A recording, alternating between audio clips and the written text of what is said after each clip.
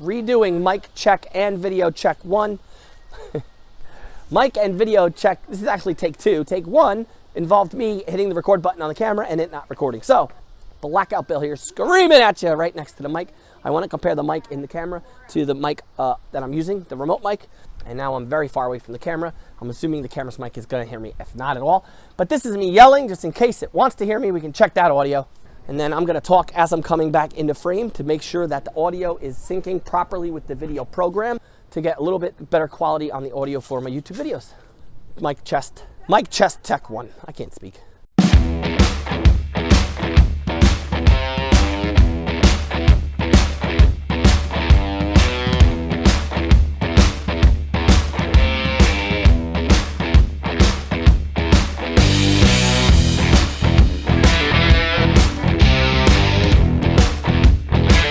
We're going to take care of Luke here because we got to make room on the vise to get started on this Merc project. We solidified a hole in the block with some, I don't know what the hell they call this crap.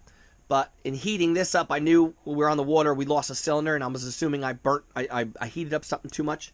So the wires got a little crisp to it, but that ain't the problem.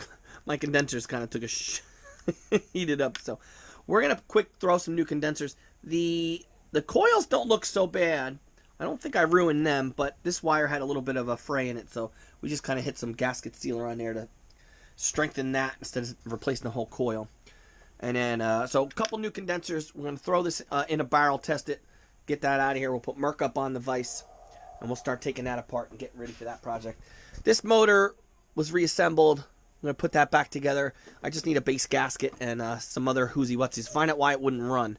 It started up originally and then just stalled out and never started again. Compression was good, spark was good, carburetor was rebuilt. I'm not really sure what's going on there, but there is a possibility that I reused all the old stuff under the magneto. Even though we're showing spark, maybe it's not strong enough to keep the motor running.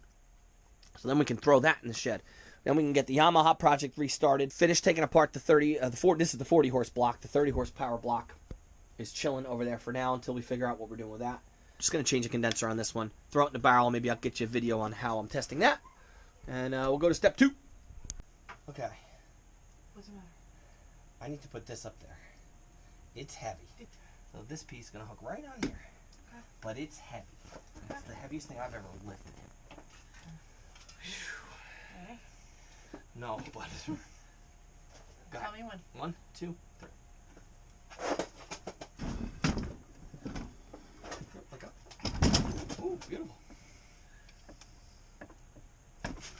Yeah? Awesome. Thank you. Take a bow. I secretly nanny camed your ass. I guess so. All right. Oh, I see. It's on the vise, which is probably supporting it better unless I want to slide it over, but It's cold as balls down here we go. This is where it's all wood. See if the wood can hold it. Okay, wood is sturdy. I'm happy with that. All right, ladies and gentlemen, this is the 50 horsepower Merc. It's so clean. It's just so scary. Look at all this crap. It's not that bad. I don't know what it's doing to me. It's freaking me the hell out. But we're going to take our online friend's advice. Don't mess with the, what did he say? Don't mess with the settings. Just go about my normal progression. Spark, compression, and we'll go from there. I got a couple wires that are disconnected, so appreciate my wife for helping me lift this thing. It's so small, but it's so freaking heavy. Like, what the heck? And I kept telling people it's a 3-cylinder. It's a 4-cylinder. So, and these wires, whatever. So, we'll get there. This thing's a monster. Making moves here. Making moves. 50 horsepower is getting ready. Whatever.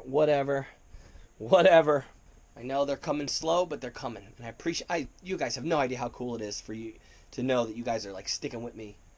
Same guys are commenting. You know, small channel, but I got a couple and I got followers, and I'm gonna keep my promise to my followers. And if you're new here, I appreciate it. I'm gonna get along together. I don't know. I'm rambling. I love you guys. I'll see you later.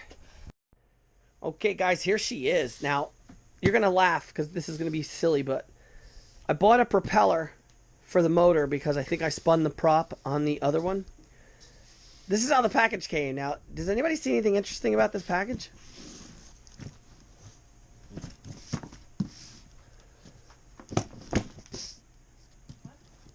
Who can tell me what's different about this package? This is an OMC box. Something tells me this is a propeller that was built in the 80s or 70s and sat on a shelf, and a liquidator came and cleaned the factory out. I mean, it's an OMC original box. I haven't even opened it yet. I think I pulled some tape off, and this box is sealed. I think this might be the coolest thing ever. This is like, it did say new old stock, so technically this should be a brand new, look, 10 by 17. This should be a brand new prop that was made and sent to the factory and sat on a shelf. I can't wait to open this thing. Suspicions are right. They just extra taped the box because this is sealed. I can't even get my fingers under here. So this is all factory originally glued. I think this is one of the coolest things ever. Let's open it up and see what it looks like. Okay. All right. No way. Yo, guys, seriously? I don't think this has ever been opened. What is this? Look at the paint. Look at the paint. It's got stains on it. It is yellow. Propeller warranty. Limited 90 days. OMC parts. Is there a date on this thing?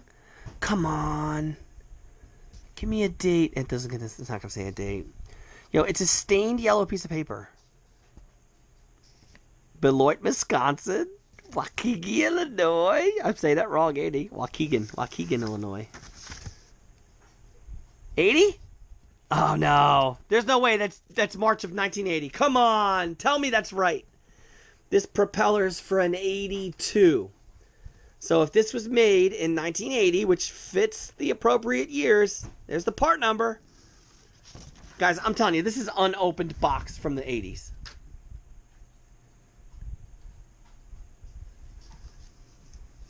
I mean, it's sealed.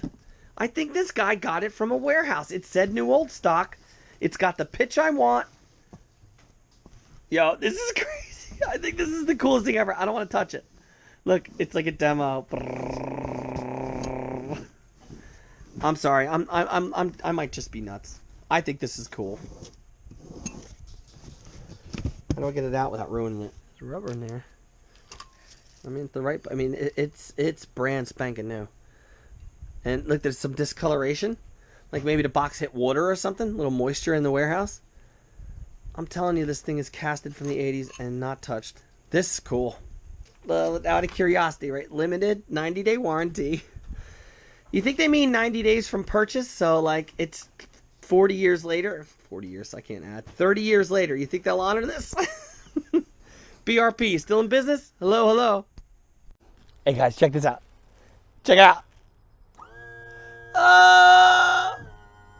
Yeah, buddy, it works. Oopsie. The tilt trim works. I'm sorry, coolest thing going. That is awesome. So apparently when we hooked the battery up, that just gave us power to the tilt and trim. That is a huge weight lifted from my heart and shoulders that the tilt and trim does work on this motor. So this is gonna be it. Let me show you how I hooked up the battery. Okay, so I hooked the positive up to the battery and I didn't get the response I was hoping for. I asked in the previous video if I had to ground it, and yeah, it is in fact true. So I grounded it to the mounting bolt on the starter. I put the power to lead to the solenoid, and that just hooked up the power tilt and trim. I thought it was gonna be this power lead down here that connected the tilt and trim. I'm assuming this is that VRO wire. It looks like a tan and a black for that little motor that looks like a motor in that oil reservoir. We hooked up the starter. I was able to check the starter. It does work with the button. We can start finally diagnosing this motor, test it for compression, clean up the carbs. Very excited. Tilt and trim works. The next step is to figure out, I'm pretty sure I have a new key switch. I'm pretty sure if I splice the wires leading up to the controls, that I'll be able to use the key switch to start the motor. However, the controls that I got are old, and I believe I'll have to cut and splice the wire that is this wiring harness. So I have a plan for that. We'll get there when we get there. But I just wanted to show you guys how excited I am that this tilt and trim does work on this motor.